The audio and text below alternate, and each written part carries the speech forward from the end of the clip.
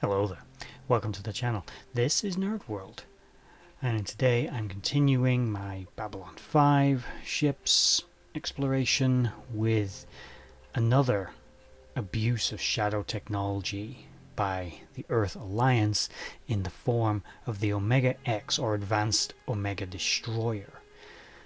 This vessel was part of the elite forces created by President Clarke after he took power and made deals with Mr. Morden and the Shadows and assassinated President Luis Santiago, whom he was the vice president of. These vessels were hybrids of both Earth and Shadow technology, incorporating elements of both, although it's not exactly clear how much Shadow technology was involved in their construction. Before we get started talking about them, though, please like, share, subscribe, and comment down below, as the YouTube algorithm really likes that, so please do it and help my channel grow.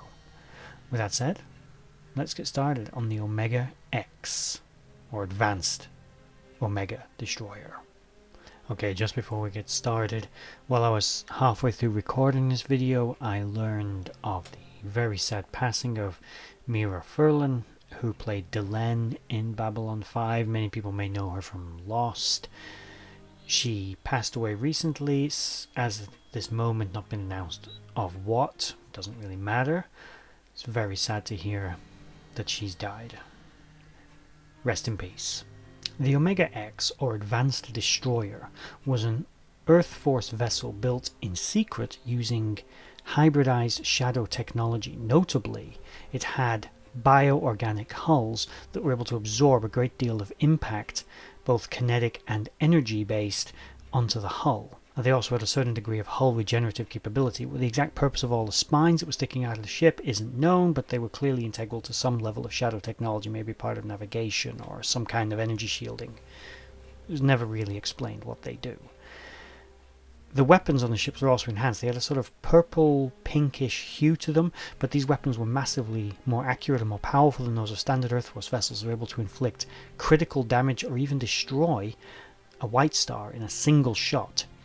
Now, although the White Star fleet would be successful in its engagement with the Shadow enhanced destroyers, it would take significant casualties, either in ships disabled or destroyed, as well as personnel lost in the battle. These ships were, although only few in number, demonstrated just how far Earth had come in hybridizing its technology with that of the Shadows. And although these were basically a heavily modified Omega class, at least basic hull configuration, because what they'd basically done is take Shadow tech and graft it onto the hull of an Omega class destroyer. And it's probably built from scratch, because I imagine the base technology is radically different, but they took the basic space frame and built it using this new technology. New weapons, new power plants, enhanced engines, enhanced jump gates. These vessels were faster and more heavily armed and better defended than any other Earth Force vessel that had come before them. I often wondered as well if these vessels had the neural integration technology that the Shadow vessels had, where they took a sentient being and used it as the central operating system of their vessel. We know that Earth Force had some, at least with the Psychors, some kind of experience with this technology, as the Shadows were trying to integrate telepaths to remove the vulnerability of their ships being affected by telepathic attack. It's possible these vessels would have also been vulnerable to such attack with such heavy use of bioorganic technology, and they already had readily available access to many telepaths. I did wonder if they may have integrated them as well. It was just something we didn't see.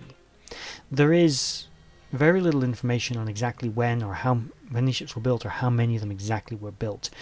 They were deployed to Sector 300 with the intention of destroying all renegade, from Clarke and his regime's point of view, all renegade, treacherous Earth Alliance ships that had joined Captain Sheridan and his allies in an attempt to liberate Earth from the dictatorship of President Clarke.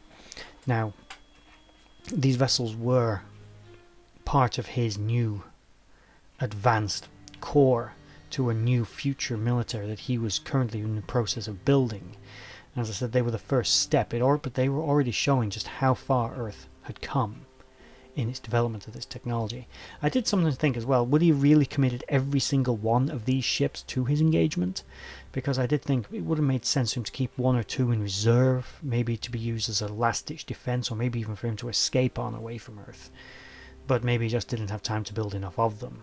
Maybe they didn't have more to send or more to hold back. So, but it was noted that these crews were hand-picked for their loyalty and their fanaticism to the regime. They were literally the Waffen-SS of Clarke and his regime. The most loyal, the most dedicated. The ones that were not going to turn, they weren't going to surrender, and they weren't going to switch sides. They were going to fight to the bitter end, and that's exactly what they did when they went up against the White Star fleet under the command of Commander Ivanova. This was a tactical decision made, even though they didn't know the true disposition or number of these hybrid vessels, these advanced destroyers. They didn't at first even know that they were shadow tech. They went in ahead of the rest of the fleet because they knew that these vessels' purpose was not to take out the Minbari ships or the Narn vessels or whatever. Their goal was to take out the Earth Force vessels, ships they would know where to hit. They'd know where the weaknesses were.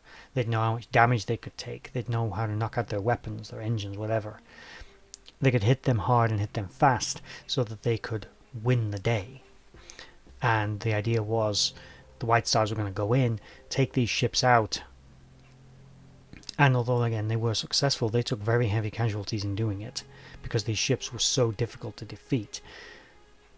Now, one of my personal gripes with the episode, and more accurately, it's not with the episode, it's with the ships themselves. Now, I understand what they did. The CGI team took the basic CGI model of the Omega class and they made the hull black and shadow-like, and they put all the spines on it to make it obvious it was shadow tech, and they changed the color of the energy weapons, but basically they changed almost nothing else about the ship. Even the Star Furies are the same vessels. They didn't even get new Star Furies.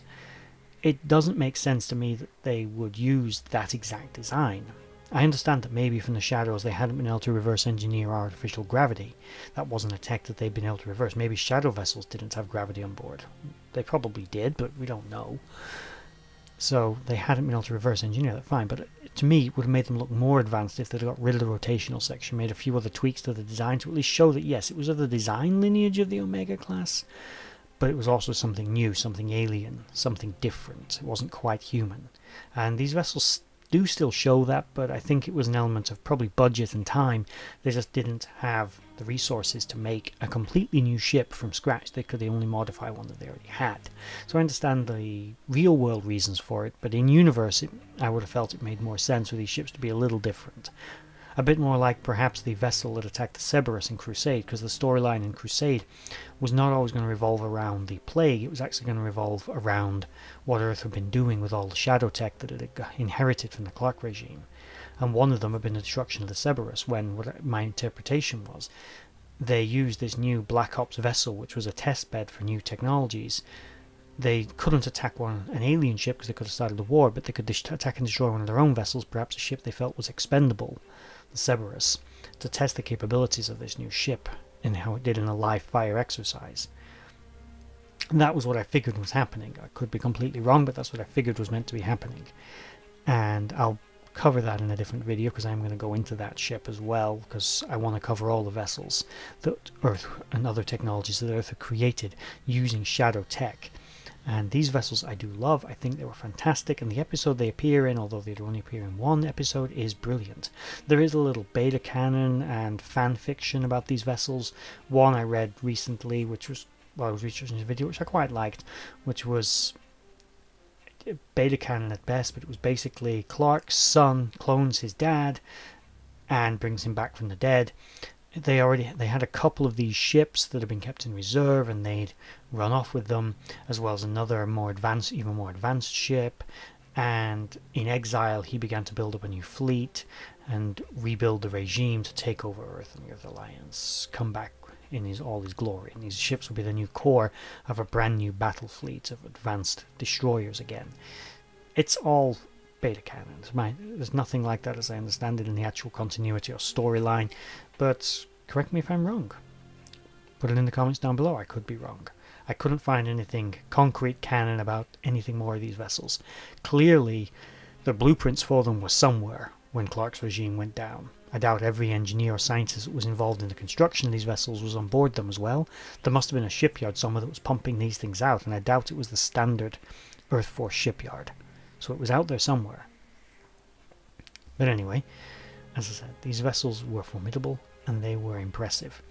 And they made up the core of President Clarke's new advanced destroyer group and his new vision for the future of Earth Force. They were the first step in a more advanced, more powerful humanity, at least from his point of view. So as I said, what do people think of them? What do you think of them? Put it in the comments below. Tell me what you like or hate about these ships. As I said, I'm a little twitchy on the design personally. I think as much as I love the Omega class, I'd like to have seen something a little different. Perhaps something a bit more alien looking, less human looking.